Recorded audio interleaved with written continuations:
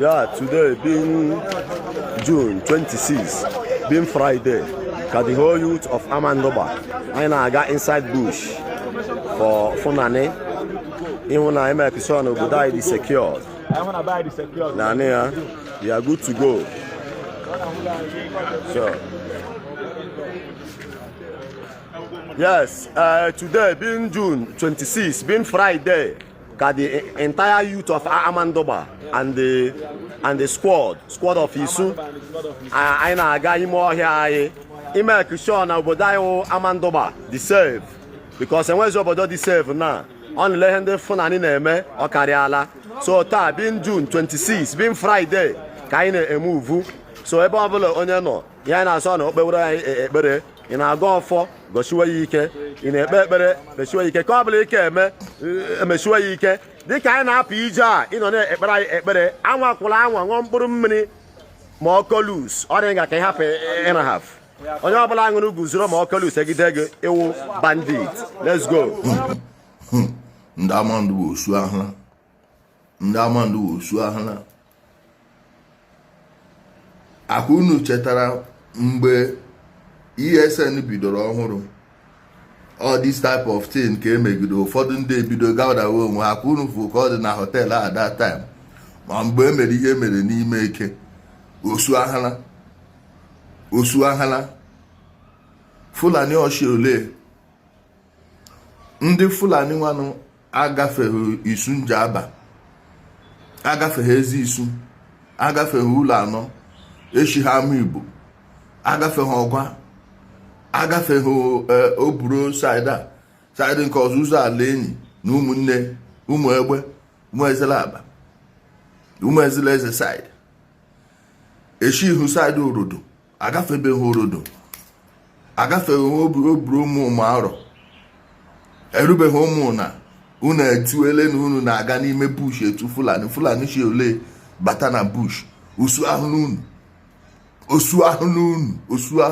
ya hụrụ ihe unu na-ezuzukweni ya n'ime eke ahụ na-ezuzukweni ya n'ime eke nji ntụnụ ya olesi na enweghị gwara m ya nji ntụnụ ya na enwere onye a na-asị na a na-abịa itinye kampụ eji achụ ndị Fulani mmadụ fọdie mụ na-ekwu ya ka m wepụ ugogbe anya ka unu ahụ mmadụ fọdie ekwefuru ihe a mere n'Ọsụ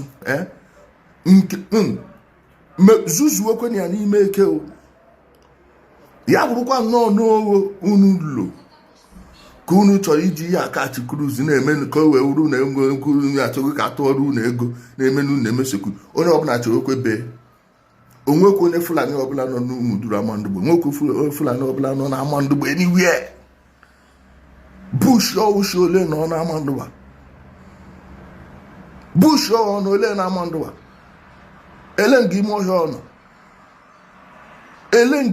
ọnọ na Amandugbo osu ahụrụ unu na-ezuzukweni ya side ahụ unu na-ezuzu ya kwuru n'ime eke unu ahụ na-ezuzu na ya die ọwụ m na-ekwu Chukwu ka ofe egbu na-ekwu ụmụ di m Umuduru Amandugbo onye zuzuru nnu na-asị na-etiri camp like nnu ya na nji ntụnụ ya onye ọbụla n'ọkwa be enwekwe onye na kọmpand na-azụtali kamera onwekwe kọmpand na-ege kamera eru ukwe 200,000 naira onye ọbụla ga-ekwe kamera tinye n'ihu be onye ọbụla jekwenu na-agwakwanụ igwe Amandugbo ahụ ọ na ha ese etinye elekshọn na ha eru na amakwa m elekshọn kunu na-akọdo ihe aka gịnị onye ọbụla ma okwe elekshọn enwe onye ọbụla ị chọrọ itoere ya enwe ihe ọbụla unu chọrọ ime mee na ya ịfụrụ nke unu na-asị na unu na-achọ fụ chi ebe krọs biko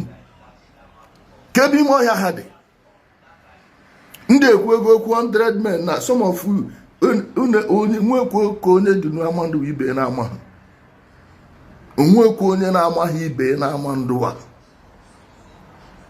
ka unu niile onye na-ezuzukwa ihe ọ na-ezu ga-akwanụ na ụmụaka na-ezuzu ebe ahụ na-ezuzu ya ndị nke na-aga orodo unu gaa n'orodo ga na-ezuzu ebe ahụ na-ezuzu ya nnu ya na ntị oles na-akọtara m ya nnu ya otu ọbụla unu shichọ otu ọbụla onye shichọ enye like agbakọta ha ọsọ n'obodo aha. Ana m ekwu ya openly, onwekwe chọrọ challenge ya pụtakwa challenge ya openly like this ka m na-emewu ya. Anọkwa m na ịnọ n'akụkụ ataghịrị ọnụ, anọkwa m na ịnọ n'akụkụ ataghịrị ọnụ. Onye pụta na-ekwu ya o onwekwe Fulani ọbụla nọ n'Amandụwa. Yes, search one n'ime ọhịa, go there, go to the bushes. If you see any illegal activity, anybody doing any criminal thing there, deal with the person.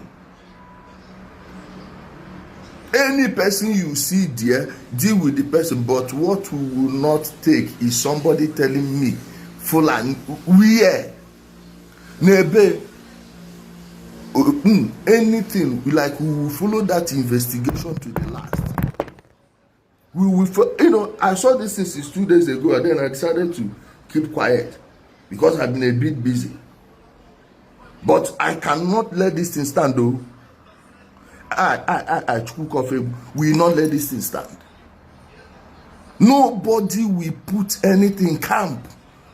If we have security, let the security have their office, and let it be only people from Amandụwa.